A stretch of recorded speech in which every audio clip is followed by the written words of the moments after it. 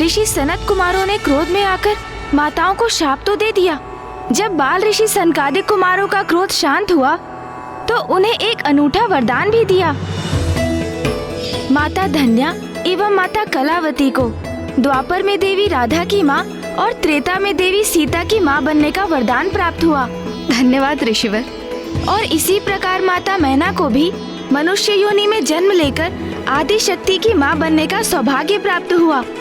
ये सभी जो घटित हुआ ये माता की ही लीला तो थी, क्योंकि ऋषिवर सनत कुमारों के श्राप के पीछे भी जगत कल्याण ही छिपा हुआ था। गणेश जी, ब्रह्मदेव ने देवताओं को ये तो बता दिया था कि माता मैना कौन थी, किंतु हिमावन कौन थे जिन्हें माता आदिशक्ति को पुत्री रूप में पाने का सौभाग्य प्राप्त होने वाला था। बताइए ना गणेश जी।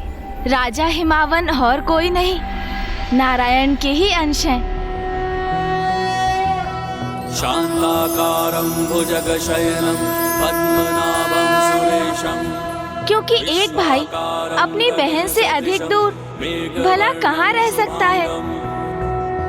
जब ब्रह्मदेव ये सब देवताओं को बता रहे थे तब तारकासुर निश्चिंतता से स्वर्ग पर स्थापित हो गया था और उसने समूचे ब्रह्मांड में अपने आतंक का विस्तार करना आरंभ कर दिया था। जाओ, समस्त संसार को आतंकित कर दो, उन्हें मेरे नाम का उच्चारण सिखाओ। मेरा मंत्र ओम तारकासुराय नमः, इसी नाम की गूंज प्रत्येक स्थान पर सुनाई देनी चाहिए मुझे, और जो कोई ऐसा करने से अस्वीकार करे उसका अंत कर दो। और इस प्रकार अब माता आदि शक्ति का माता शैलपुत्री के रूप में जन्म लेने का समय आ चुका था। समय आ गया है। आप सभी माता आदि शक्ति का आह्वान कीजिए, उनसे प्रार्थना कीजिए कि वो पुनः पृथ्वी पर अवतरित हों। या देवी सर्वभूतेषु शक्तिरूपेण संस्थिता, नमस्तस्यै नमस्तस्यै नमस्तस्यै नमो नमः।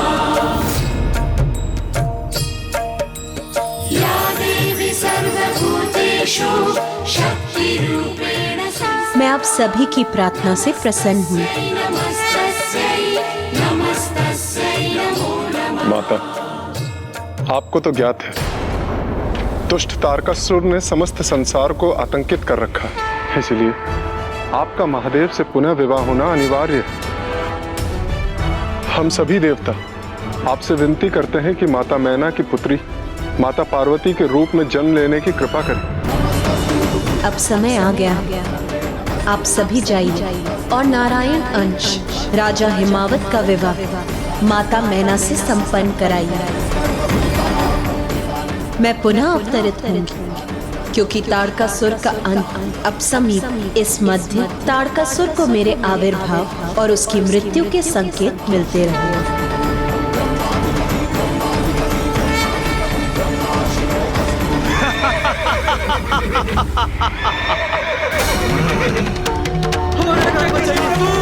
इन्हें भी तो मेरे होने का आभास होना चाहिए। हमारे रक्षा कीजिए प्रभु, रक्षा कीजिए, रक्षा कीजिए।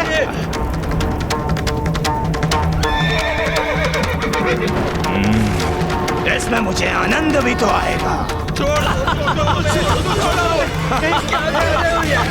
हमारी छोड़ो की रक्षा करो अपनी। छोड़ो मुझे, हरी रक्षा कीजिए।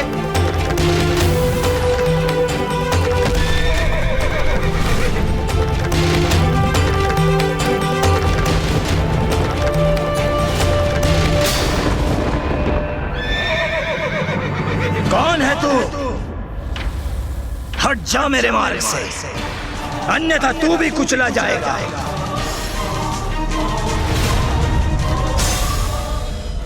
इतना दुस्साहस, तूने मेरे आदेश को भी अनसुना कर दिया। मैं तुझे अपने रथ के नीचे कुचल देता हूं, तब तुम्हें मेरी शक्ति का भान होगा। चलो,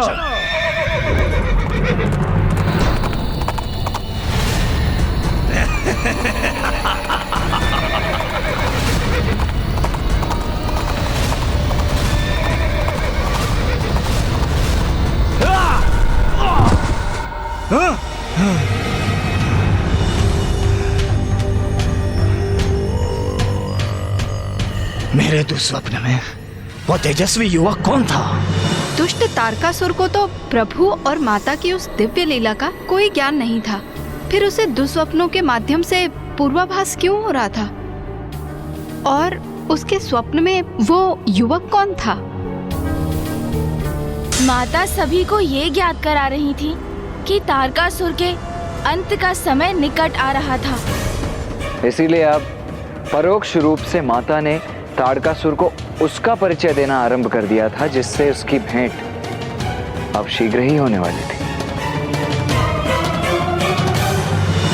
और वो था उस दुष्ट का काल।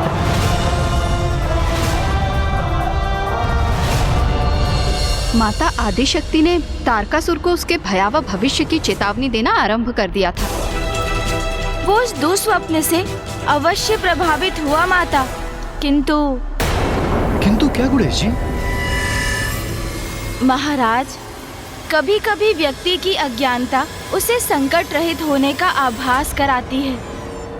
जैसे विशालकाय पक्षी शतुरमुर्ग पर जब भी कोई संकट छाता है तो वो सत्य को नकार कर अपना शीश मिट्टी में छिपा लेता है और सुरक्षित होने का भ्रम पाल लेता है।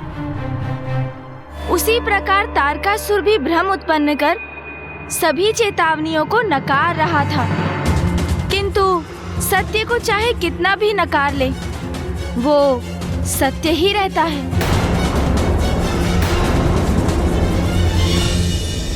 नाथ, क्या हुआ नाथ? आपने कोई दुस्वप्न देखा? दुस्वप्न? तारकासुर हूं मैं लावण्या, ये कभी मत भूलना। मुझे कोई दुस्वप्न नहीं आते, अपितु मैं अन्य सभी के लिए दुस्वप्न हूँ। स्वामी की निद्रा भंग क्यों हुई और वो इतने आवेशित क्यों हैं? ये राजभवन, इसमें अभी भी देवताओं की गंध आती है मुझे। अवश्य ही कोई माया छोड़ कर गए हैं वो पीछे, इसीलिए तो इतना अप्रिय है यह स्थान मुझे। वैसे भी किसी अन्य की वस्तु को अपनाना तारकासुर को शोभा नहीं देता, इसलिए मैं इस स्वर्ग में एक नवीन राजभवन का निर्माण करूंगा और यहाँ से देवताओं का प्रत्येक चिन्ह मिटा दूंगा। एक और तारकासुर माँ की चेतावनियों को अनदेखा कर रहा था, तो वहीं दूसरी ओर माता आदिशक्ति देवी मैना के गर्भ से जन्म ले सके, इसके लिए देवताओं ने माता के निर्देशों का बड़ी गंभीरता से पालन करते हुए माता मैना और राजा हिमावन का विवाह संपन्न करवाया।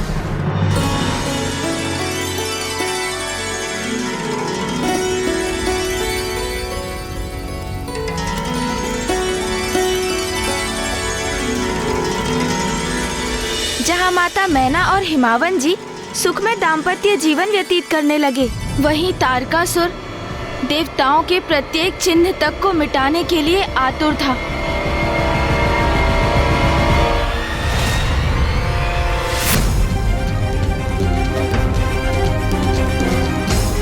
इंद्र के राजभवन से कहीं अधिक भव्य राजभवन होगा मेरा।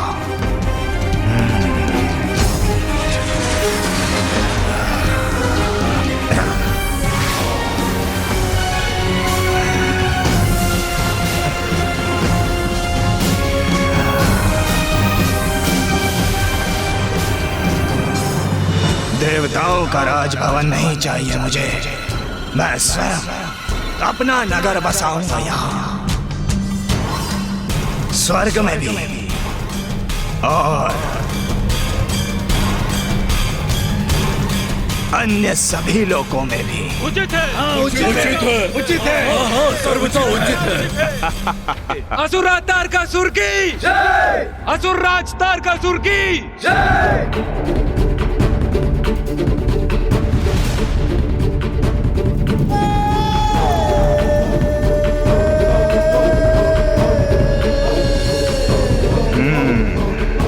उचित है, तो ये है शेष लोक। हाँ, वहां भी मेरे नवीन भवनों का निर्माण होगा।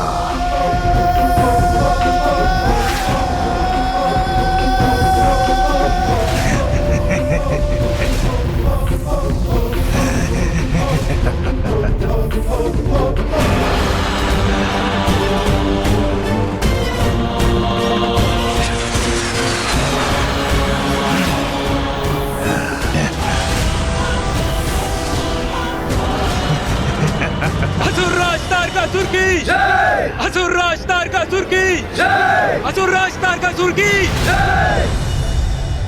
अपने छल और बल का प्रयोग करके मैंने तीनों लोगों को अपने वश में कर लिया है और अब स्वर्ग का अधिपति वो तुच्छ देवराज इंद्र नहीं, अपितु असुरराज तारकासुर है, तारकासुर है, तारकासुर है। तो मैं अब अपने नवीन मंत्रीगण को नियुक्त करूंगा। अक्षमन तारकासुर के प्रतिनिधि होने के नाते आज से किसी भी हवन कुंड में अग्नि प्रज्वलित नहीं होने दोगे। रात्रिसुर संसार को चंद्र के प्रकाश से रिक्त करो और उसे अनंत रात्रि में धकेल दो।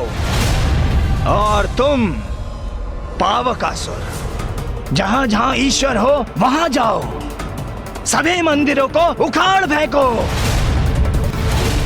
और तुम विजल वरुण लोक जाओ और सूखे की स्थिति उत्पन्न करो। जल की एक बूंद के लिए भी सभी को तरसा दो। असुरराज तारकासुर की असुरराज तारकासुर की असुरराज तारकासुर की असुरराज तारकासुर की असुरराज तारकासुर की।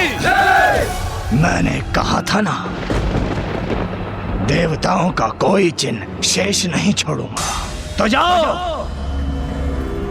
समस्त संसार में हाहाकार मचा दो, जिससे ऋषि मुनि ब्राह्मण नर नारी बालक सभी देवताओं को भूलकर मेरी पूजा करें और सभी की जीवा पर केवल एक ही नाम और एक ही मंत्र होना चाहिए। ओम तारकासुराय नमः, ओम तारकासुराय नमः, ओम तारकासुराय नमः।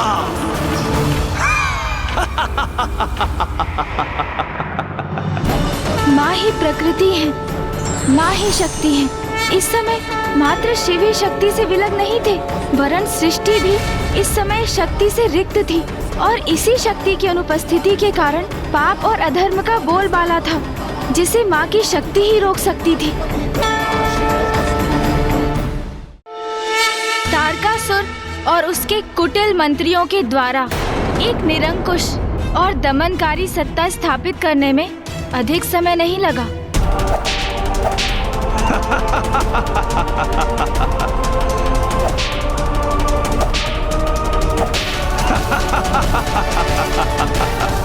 और जैसे जैसे समय बीतता गया, देवता और भी व्यग्र और अधीर होते गए। वो अवश्य माता मैना के संतान की प्रतीक्षा कर रहे थे, क्योंकि माता आदिशक्ति उन्हीं की पुत्री के रूप में प्रकट होने वाली थी। किंतु उसमें विलंब क्यों हो रहा था? माता आदिशक्ति को अपनी पुत्री रूप में प्राप्त करने हेतु माता मैना को और तैयार होने की आवश्यकता जो थी। माता मैना को तो ये ज्ञात भी नहीं था कि ऋषि सनत कुमारों ने ही उन्हें पूर्व जन्म में ही मनुष्य योनि में जन्म लेने का शाप दिया था। तो उन्हें अपनी वास्तविकता से परिचय कैसे प्राप्त होने वाला था? महाराज, इसका उपाय भी ब्रह्मदेव ने ही प्रस्तुत किया। प्रभु, हमें और कितनी प्रतीक्षा करनी होगी? कब होगा इस संकट का अंत? माता आदिशक्ति के आदेशानुसार हमने माता मैना और राजा हिमावन का विवाह भी संपन्न करा दिया। तो अब तो समय आ गया ना कि हमारे भी कष्ट दूर हो। अब समय आ गया है देवी मैना को उनके दिव्य उद्देश्य से परिचित कराने का, उनके मन में उमड़ते प्रश्नों का उत्तर देने का अब समय अवश्य आ गया है।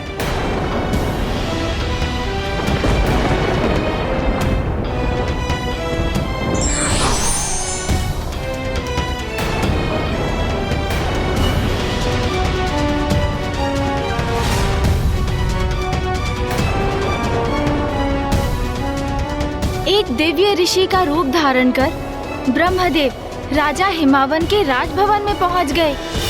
माता मैना को ये ज्ञात नहीं था कि वास्तव में वो कौन है। किंतु फिर भी उनकी दिव्यता के आभास से वो अनभिज्ञ नहीं रह सकी। कितने दिव्य हैं ये ऋषिवर। इनका प्रभाव मंडल, इनके मुख और व्यक्तित्व का तेज कितना अद्भुत है। इन्हें देखकर मुझे ऐसा आभास हो रहा है जैसे मेरा इनसे पूर्व का कोई परिचय है।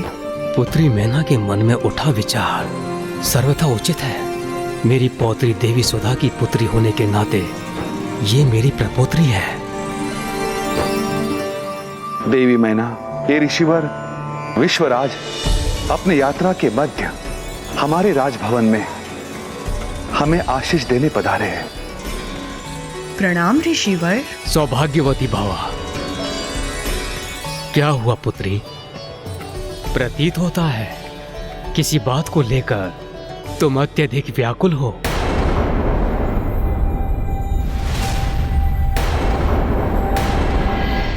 ऋषिवर, मेरे मन में सदैव कुछ अस्पष्ट दृश्य उत्पन्न होकर मुझे उलझन में डाल देते हैं। ऐसा प्रतीत होता है मानो ये दृश्य किसी पूर्वकाल की पुनरावृत्ति है, किंतु मुझे स्पष्ट कुछ भी स्मरण नहीं होता। ऋषिवर, मुझे बताइए देवी, आपको इन दृश्यों में क्या दिखाई देता है? एक यज्ञ, 3 युवतियां, यज्ञ वेदी पर स्थित 4 दिव्य प्रकाश पुंज, फिर वहां बाल ऋषियों का आगमन और फिर एक दिव्य लाल प्रकाश मुझे संकेत देकर स्वयं की ओर बुलाते हुए और प्रेरित करते हुए दिखाई देता है। और उसके उपरांत एक प्रबल इच्छा का आभास होता है मुझे। कैसी प्रबल इच्छा? एक पुत्री प्राप्त करने की इच्छा।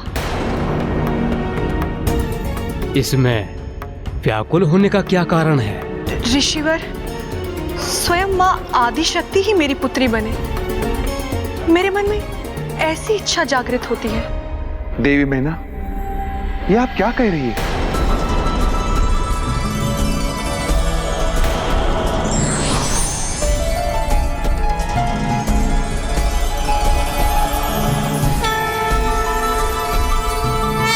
प्रभु ब्रह्मदेव।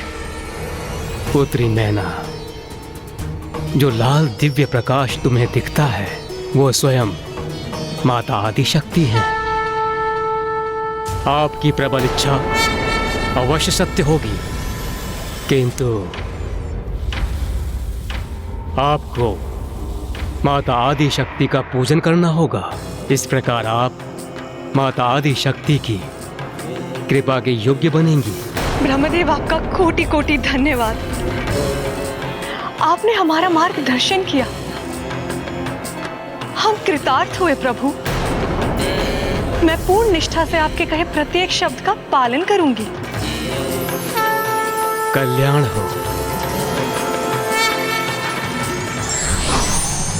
किंतु गुणेश जी, ऋषिवर सनत कुमारों के शाप के कारण माता आदिशक्ति को पुत्री रूप में प्राप्त करना तो माता मैना की नियति थी, तो फिर उन्हें पूजन और व्रत करने की क्या आवश्यकता थी?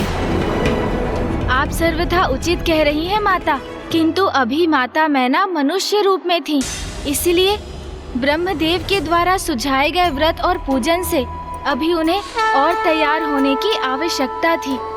पूर्ण निष्ठा के साथ पूजा जो करनी थी उन्हें, जिसे सुहागन पूजा कहा जाता है, और जो भी दंपति इस पूजा को करते हैं उनकी कन्या के रूप में स्वयं माता आदिशक्ति जन्म लेती हैं।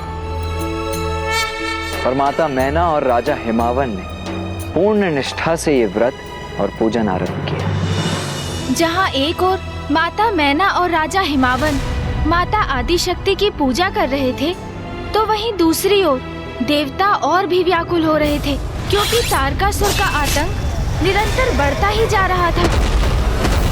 ज्ञात नहीं कब माता आदिशक्ति जन्म लेकर अवतरित होगी।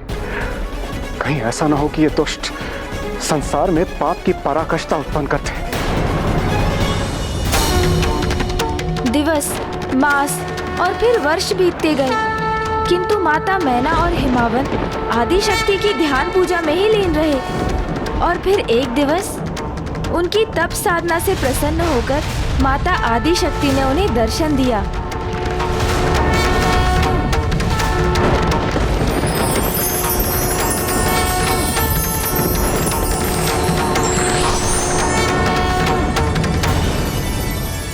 मैं ना हिमावत।